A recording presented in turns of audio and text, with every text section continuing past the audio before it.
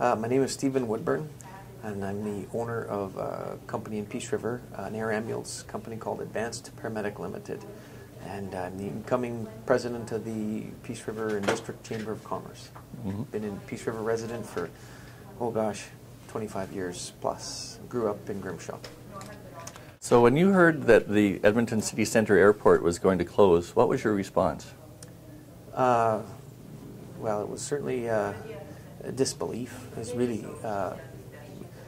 disbelief in the sense of I don't understand who could, what group, what individual, anybody who could think that that would be a good idea of any sort, based on what takes place with that airport. I mean, the business community is one thing.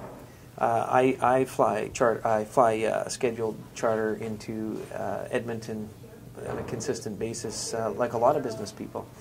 But I can add a few moments to my day, and it's not going to be a big significance necessarily. It'll be more of an inconvenience.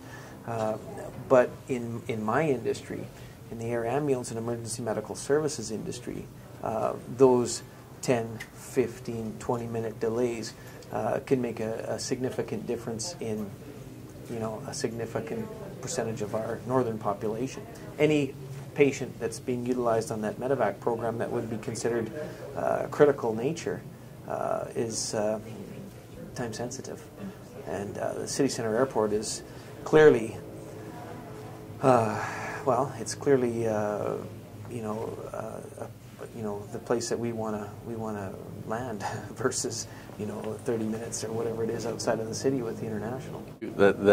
It's my understanding that City Council would have us believe that they can move the services out to the international airport and ferry patients back using helicopters, and there won't be any significant change in the level of service provided using helicopters.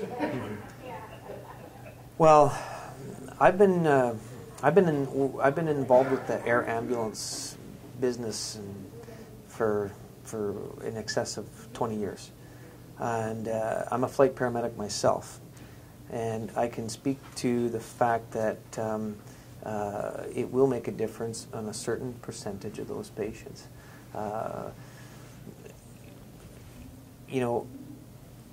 There's a number of patients that we fly to Edmonton where it won't make a difference.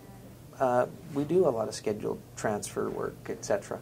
However, those aren't the patients that I'm talking about. I mean, we can add an hour to those. If we have to leave an hour before to get that patient to their scheduled appointment, that's a non-issue. It's not a matter of life and death, if I can put it that way. But it's the families and the kids and the people that are going to be affected are the critical patients that we do fly from the north. This business of ferrying patients to and from the international airport to these hospitals, based on my experience, is unrealistic. One of the problems, and I think that they're failing to really understand, is transferring a critical patient from a fixed-wing aircraft to a rotary-wing helicopter is not just a 5-minute process. It can be a lengthy process, depending on what's going on with that patient. There's all kinds of equipment and medications, IV pumps and ventilators, and all kinds of equipment that belong to that fixed-wing air ambulance crew, and to now transfer that patient over onto another medical crew for a 5-minute helicopter transfer over is, I think, is irresponsible. I think it's very irresponsible, and I think we're putting people at risk in doing so. So, in your opinion, they should maintain the service at the municipal airport and maintain it as a fixed wing service and ground transportation, ideally.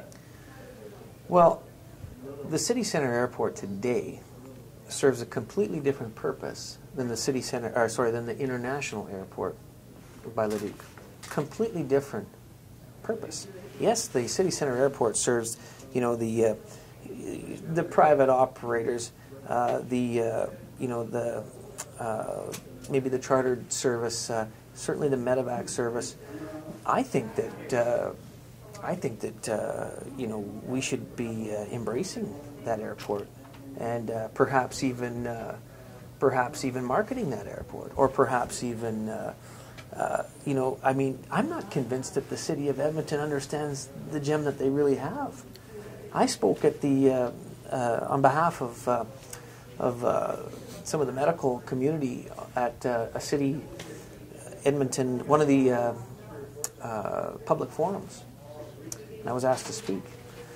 And when I walked out of there, I was very disappointed. I had felt, and this was one of the original forums, the decision was made. That was my feeling from Mayor Mandel when he cut me off when I was speaking on behalf of the patients that we actually medevac. That's who I was advocating for. Not the guys that are flying downtown to catch their meeting at 9 o'clock that morning. It's convenience.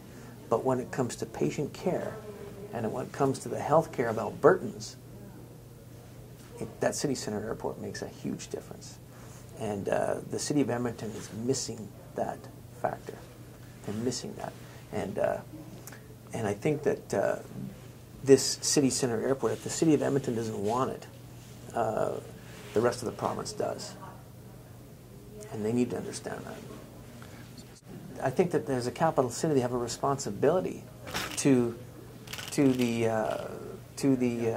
rest of the province to some extent. I believe that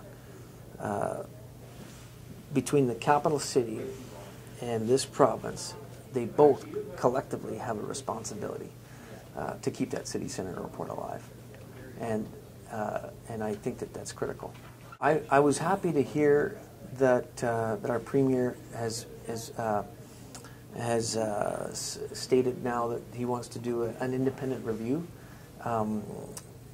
to assess the healthcare fact. If there's any factor or any detriment, if I can put it that way, to Albertans, and I'm hoping that review. I'm hoping that they include the medevac providers in that assessment, because I mean, we do see it firsthand. We are the ones that stroke patients have a 3-hour window. They have a 3-hour window, and after that 3 hours and 2 minutes, the window's shut. So that's one example of many where time makes a significant difference.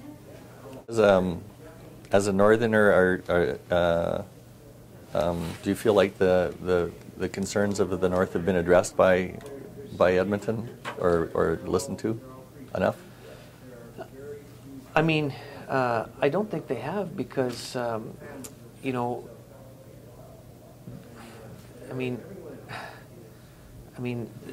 message that we're still getting is that they want to put the lock on the airport, and if they spoke, I haven't spoken with anybody from the north yet that thinks that's a good idea.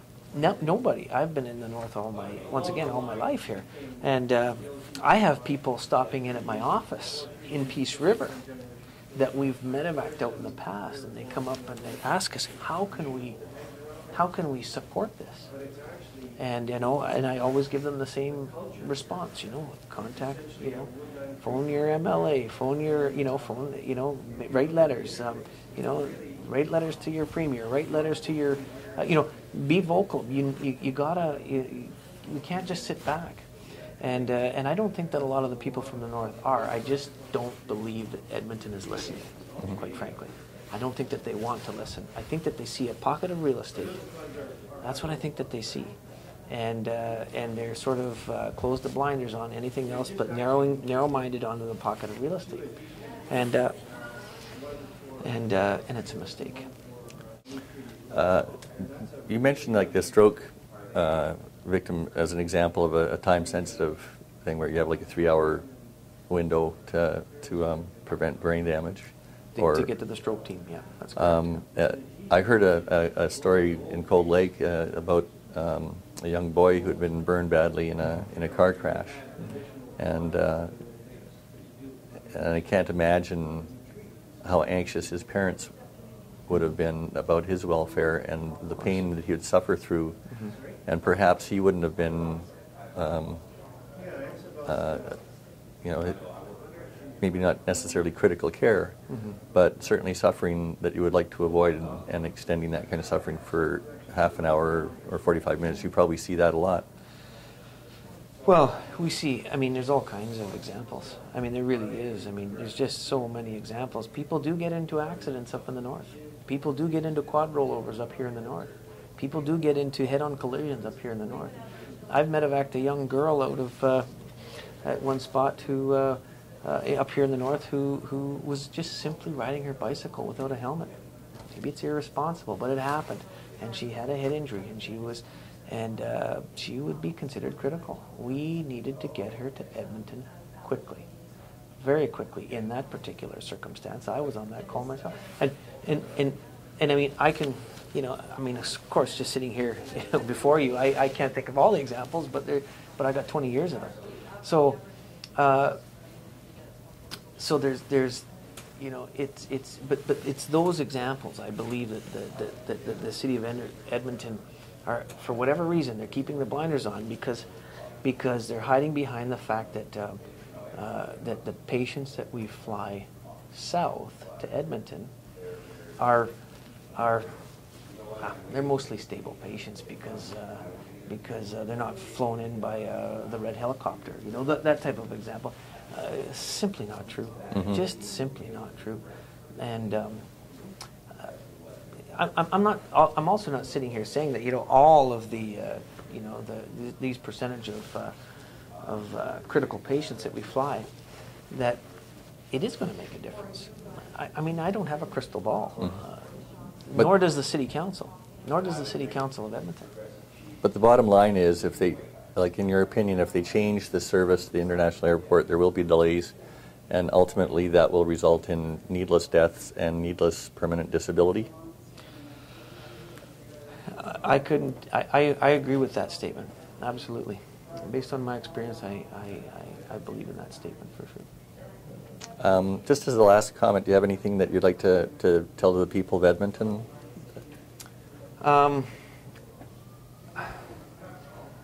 Closing the city center airport is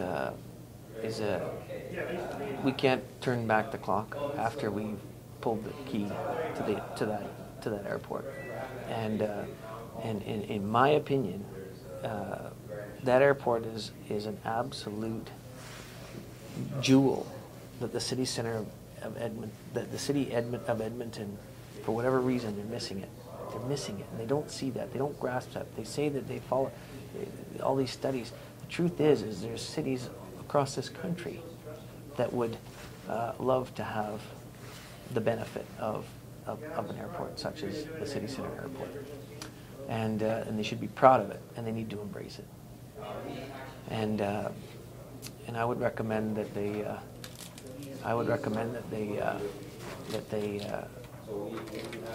elect a council with some common sense that's going to keep this airport open.